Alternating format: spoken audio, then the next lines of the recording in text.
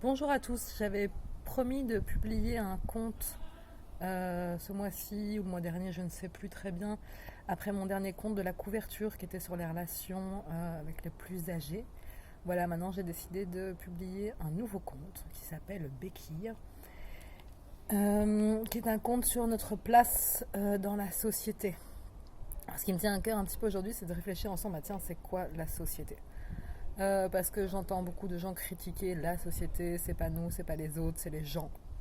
Or là, je viens de vivre des événements assez particuliers, dans le sens où vous m'avez vu avec plein d'utopies, aller vers une nouvelle maison, à la campagne, bio, écolo, machin, tout ça.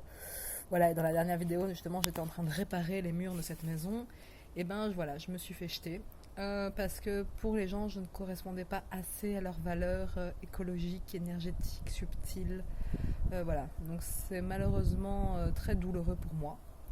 Heureusement, mon compagnon m'a récupéré. Donc je me retrouve de nouveau à Bruxelles. C'est assez rigolo parce que finalement, c'est pas dans l'endroit où je pensais avoir plus d'énergie, de possibles créatifs, euh, ni de bien-être que je le trouve ce bien-être. Donc c'est aussi à faire attention un petit peu à nos illusions, à nos désillusions. En tout cas, je remercie les désillusions. C'était bien trash et je remercie mon amoureux parce que sans lui je ne serais certainement plus là. Voilà, sur ce, un petit conte sympa. Becky. Il y a très longtemps, un village. Des hommes, des femmes, des enfants. Tout n'est pas parfait. Il y a des vieux, il y a des choses cachées, il y a des mensonges, mais il y a aussi énormément de beauté. Il y a énormément d'amour, des arbres, des pêchers avec des pêches bien mûres et toutes douces, des fraisiers, des dattiers, un peu de tout, un peu de rien. Les gens y vivent des fois facilement, des fois difficilement. Mais tout le monde marche, tout le monde respire, tout le monde a ses bras, a ses jambes, peut chanter, peut danser, peut jouer de la guitare. Le soir, on fait des grands feux. La vie simple, la vie sans chichi. Et puis un jour, le sultan, le roi de cette ville, tombe de cheval. Un accident terrible. Le cheval se cabre, l'homme tombe à terre, son bassin explose en petits morceaux. Il se retrouve invalide, handicapé. L'homme ne supporte pas cette chute. L'homme ne supporte pas cette perte de puissance, ne supporte pas d'être vulnérable. Cette colère, ce refus de vulnérabilité, ce refus de la chute, ce refus d'accueil, le fait rentrer dans l'alcool, dans la douleur, dans la haine.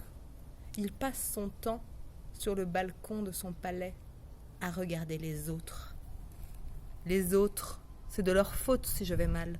C'est certainement de leur faute si mon cheval était mal ferré. C'est de leur faute si eux dansent, rient, chantent, alors que moi j'ai si mal. Toute cette douleur mal soignée, cette colère, l'enferme dans sa haine, l'aveugle. Alors un jour, lui, le chef de la communauté, prend tous ses soldats, ses ministres et leur dit « Ce n'est plus possible.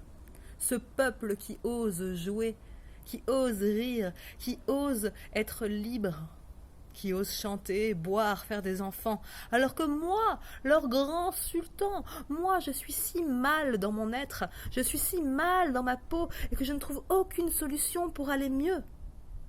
Ils vont payer. Eux aussi, je vais leur faire porter des béquilles. Soldats, envoyez des chariots pleins de bois.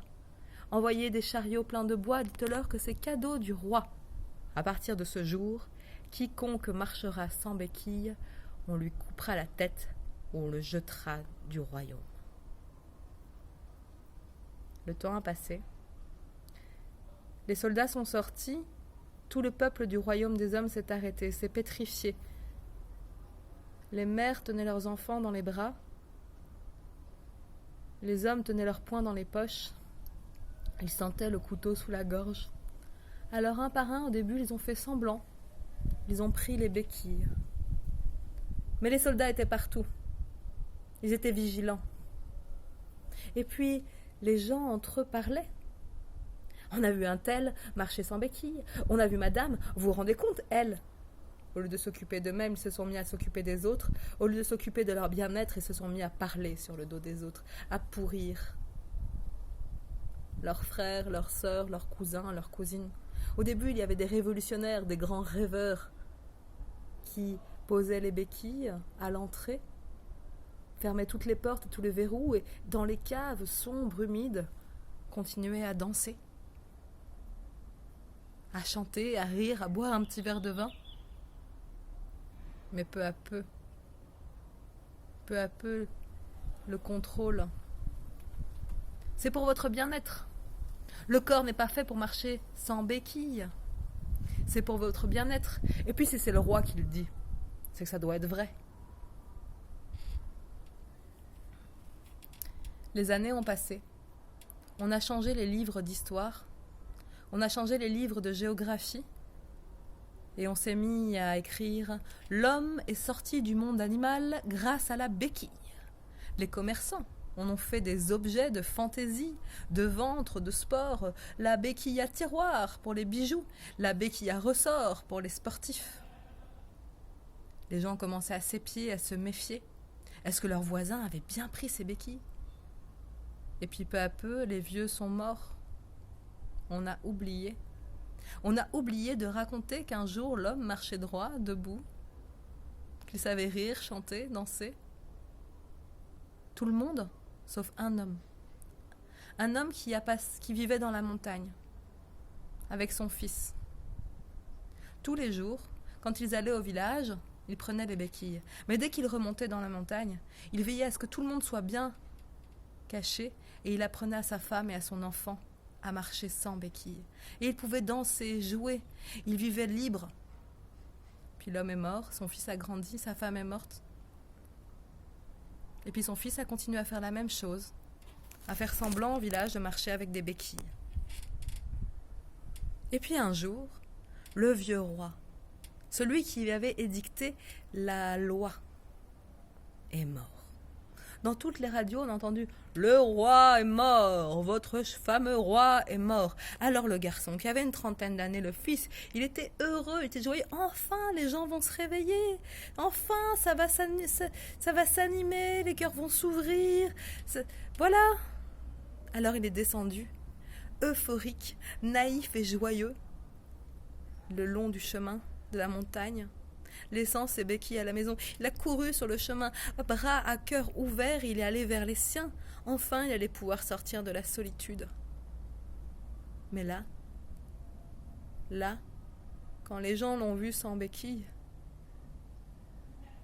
ils se sont effrayés. Ils l'ont montré du doigt. Ils l'ont condamné. Qu'est-ce que tu fais ? Mais t'es complètement fou. Mais qu'est-ce que tu fais ? T'es un monstre ? Tu te rends compte ? Attention, tu prends trop de place, hein. Tu vas déranger les autres. Non, surtout, arrête, vas-y. On n'a rien vu, cache-toi, retourne chercher tes béquilles et ça ira mieux. Mais le garçon s'est révolté, fait « Mais vous êtes fous, vous pouvez tous marcher sans béquilles. On peut tous marcher ensemble sans béquilles. Il y a de la place pour tout le monde. » Mais les gens, ils ont fermé les yeux, ils ont baissé les têtes. Puis avec les enfants qui n'étaient pas aveugles, qui avaient bien compris que c'était vachement plus chouette de marcher sans béquilles qu'avoir 2 bouts de bois au bout des mains. Alors les enfants ont commencé à suivre l'homme, à dérouler le pied, à poser la béquille, à chercher l'équilibre. Mais tout de suite, les mères se sont affolées. Dès qu'un enfant a eu un bleu, elle a crié à l'infamie, elle a appelé les gardes et dit « Sortez cet homme de notre village! C'est un monstre! Mon enfant essaye de marcher sans béquille !» Et les gardes sont arrivés, ils ont chassé l'homme. Il est reparti dégoûté dans sa montagne. Toutes les larmes de son corps coulaient.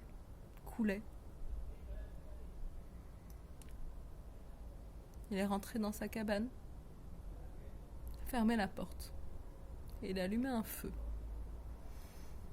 Il est resté comme ça dans le vide pendant des jours, éteint, mort.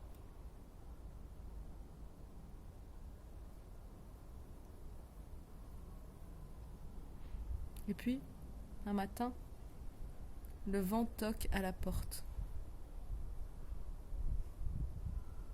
Une fois, 2 fois, 3 fois. Finit par ouvrir, c'était pas le vent. C'était des gamins, des enfants, de 4 à 10 ans. Maître, s'il te plaît, apprends-nous à marcher sans béquille.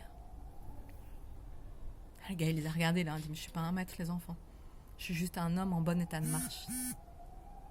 Maître, s'il te plaît. Et faites attention à vous, vous avez vu qu'ils sont fous. C'est pas grave, maître. On sait. Nous aussi, on veut retrouver notre plein pouvoir. Nous aussi, on veut être libres. Alors, un par un, ils sont venus, 2 par 2, 3 par 3, apprendre à marcher, à dérouler le pied. Certains sont restés, d'autres ont abandonné.